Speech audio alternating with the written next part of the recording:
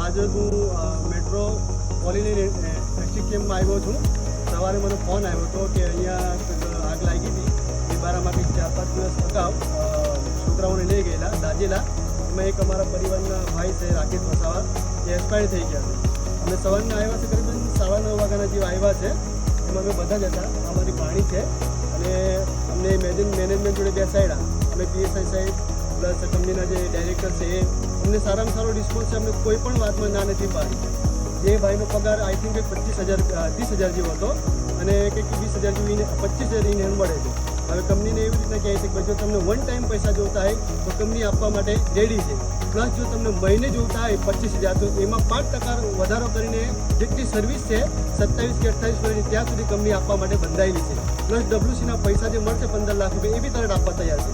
અહીંયા ચેતર વસાવા આવીને જાણી લોકોને ઉશ્કેરે છે પ્લસ એવી ડિમાન્ડ કરે છે કે ભાઈ મેનેજરને બહાર કાઢો। પણ ભાઈ આ ખાલી પૈસા માટે આવ્યો છે, આ આપણા સમાજ માટે નથી આવ્યો।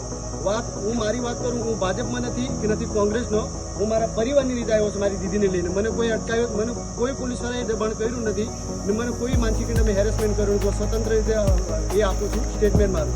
અને આવનારા સમયમાં કંઈ પણ જો બહાર હુલ્લડ થશે એની સંપૂર્ણ જવાબદારી ચેતર વસાવાની રહેશે।